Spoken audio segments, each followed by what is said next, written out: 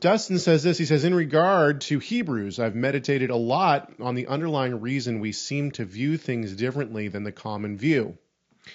I'm interested to hear your thoughts, if I can properly convey my own. It seems to be that the standard view sees the author citing the differences in the priesthoods to explain the differences between the New Covenant and the Old Covenant, whereas Pronomian position, a Pronomian position, that is pro-law position, seems to see the author citing the New Covenant to help explain the differences between the priesthoods. I'm not sure if this summary can accurately explain what I'm trying to get at, but I hope that makes sense. I'm not sure if I understand exactly what you're saying, Dustin, but I don't know if that matters, because what I'll do is I will just tell you what I think is going on in Hebrews. Rob can then correct me or tell me what he thinks is going on. I think that this will play nicely into our conversation on the kingdom of God. In the kingdom of God, so I like to my son asked me the other day if I believe that there's other dimensions. In other words, is there a million dimensions of me right now, and in a different dimension I married someone else, or I had different kids or whatever? And I said to him, no, I don't necessarily believe that there are other dimensions, but I do in that sense. But I believe that there is another dimension in the sense that there are angels in a different dimension right now, and they can come into our dimension. And there is a spiritual realm, and I see that as maybe what you might think of as a different dimension. And we've already talked about this. I would see this as the kingdom of God. And that kingdom has its own temple.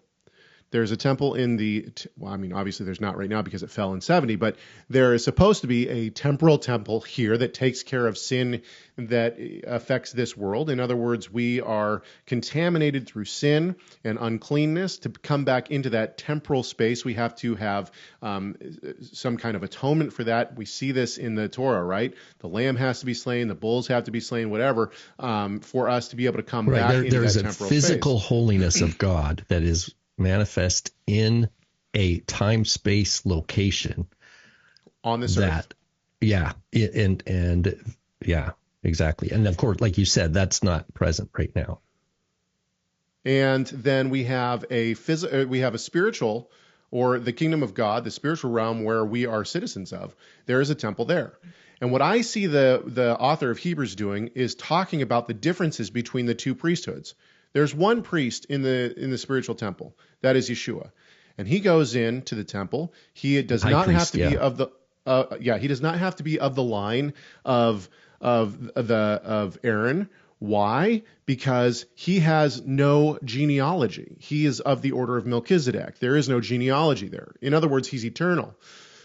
And so this law is different in the heavenly realm than it is on the earthly realm, because he doesn't have a genealogy. And he goes in, and what happens? He presents the blood and he sits down.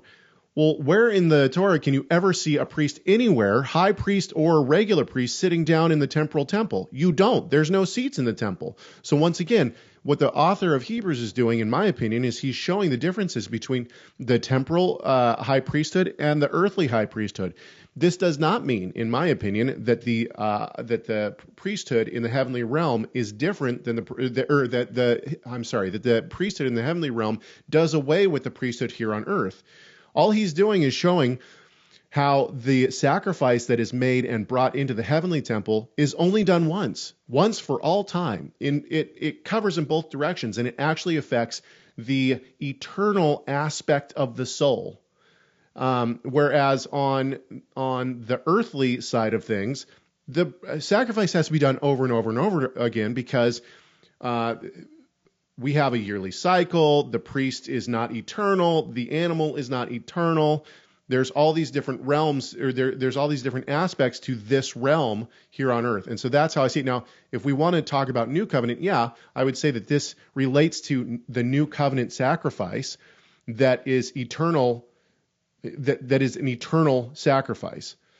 And does that enter into our own realm? In some ways it does. I think that Yeshua references this when we celebrate Passover. The cup that he takes, he says, this is the blood of the new covenant. And he gives it to all of them, right? And so we see somewhat of a crossover from our citizen home, right, to this temporal world. Continue listening to this conversation by clicking the full show link on the left side of your screen, or check out the video on the right that YouTube thinks you'll like. Don't forget to subscribe to this YouTube channel so you never miss content from Messiah Matters.